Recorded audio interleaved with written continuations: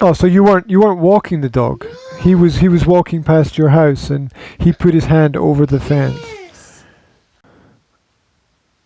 Okay, you know what the problem was with the communication? I'm lost. His reaction was negative. Yes. Yes, okay. You know why? No. I don't know why. I don't understand this reaction. Because you didn't start with a question.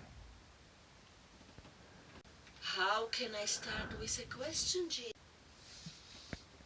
Do you know what happens to people who offer their hands to my dog? That's a question. You made the same mistake that your husband's mother made. You did the same thing. You made a statement. Okay. Statement can be positive or negative. Okay. You made a statement. Now, what was your husband's mother's statement? What did she say? Negative. What did she say? Tell me what she said. Give me the words. Angry. Be not angry with me. And what did you say? I? Yeah, what did you say to this person walking? Please don't touch my dog. Do you see it? Don't you see they're both the same? They're exactly the same. This is the same, Jane. They are exactly the same. Interesting. Because No. Okay, let's step back. Slow down. Okay. Slow down. What did your mother say? What did your husband's mother say? What did she say? Tell me what she said. she Yes. angry with me. Okay. You see, she began the communication with a negative statement. Yeah. Right. That's oh, you're just bringing negativity into the communication. You're beginning in a negative way. Right? It's not open. It's closed. It's bang. Okay. And what did you say? Don't touch my dog. Same thing. There's no difference. There's no difference.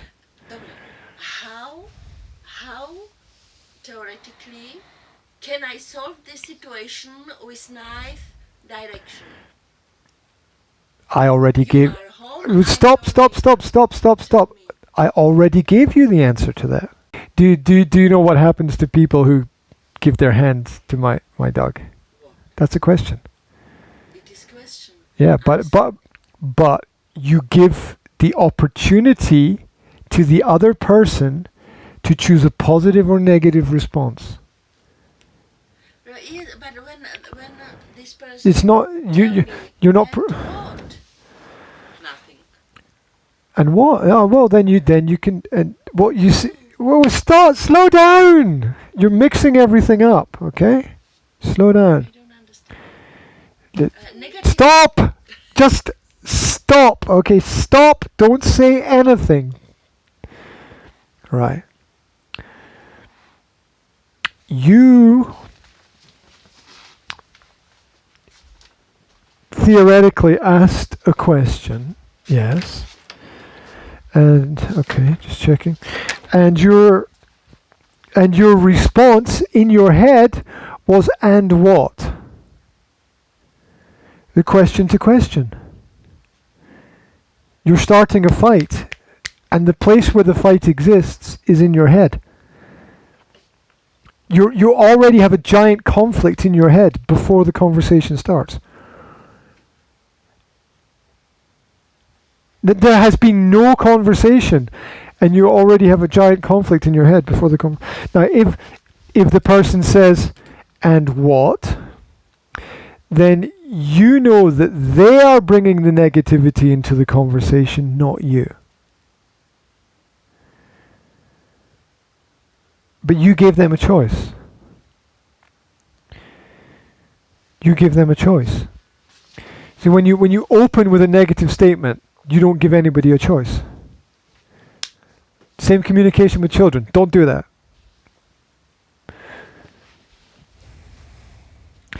Okay. Don't do, so don't do. Yes, but that's ego. That's ego coming out. Yeah, it's wanting to assert authority. There's nothing wrong with that, but it's your approach to the situation is very negative, and it shows that you don't have control. If you are not framing the conversation with questions, then you don't have control of the conversation. So, well, here's, if this is not the first time, then here's what I would say. I would say, "Hi, how are you? Do you remember our last conversation?"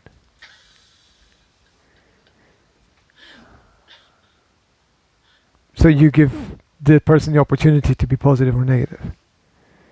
Okay, so you frame it with questions. You control it with questions. Do you remember our last conversation? Do you remember the last time we talked? Do you remember the subject? Do you remember what I asked you to do? What I requested. Yeah, do you remember my request?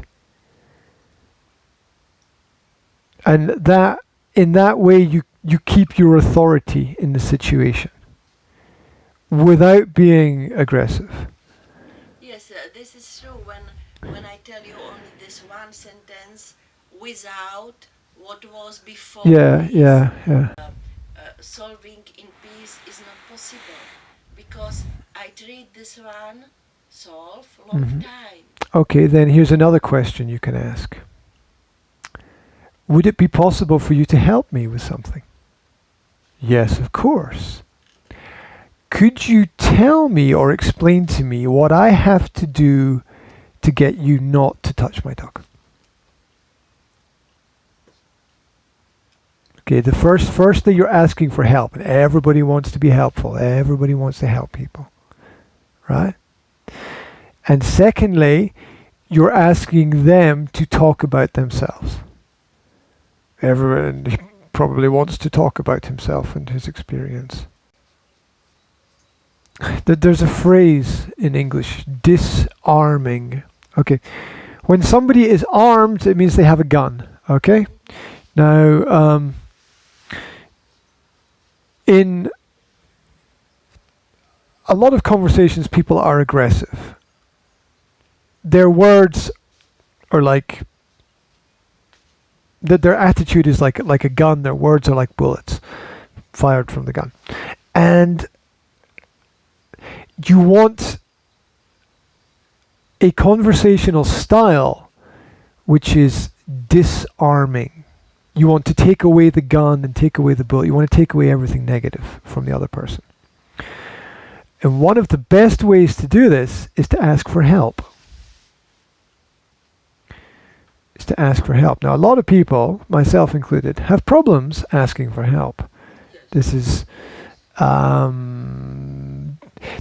think this is part of being an empathic character, which is you don't want to make a problem for other people, and sometimes you feel when you ask people for help that you make a problem for them, and You disturb them. yeah, you don't want to. They can be uncomfortable. Yeah, and also you enter into this psychological area of obligations, which is very complex, and people don't want to do that. But one way to disarm people is to ask them for help. Because when you ask for help, it's communicating a lot of information. It's communicating that I have a problem, and I acknowledge that I can't solve the problem by myself, and I need other people to do it. There's also a suggestion that because I'm asking you, I think that you have maybe a bit more power in the situation than I have. So it's flattering, it's complimentary to the other person. Because when you ask a person for help, You are better, you can do it. yeah, it's like when somebody comes to me and asks me for help, it makes me feel good because I can do something for them to improve their quality of life, and I'm not useless, right? I'm useful to them. And so one of the techniques of disarming people is to go to them and ask for their help in a situation where you're not dictating to them everything, but you're still in control.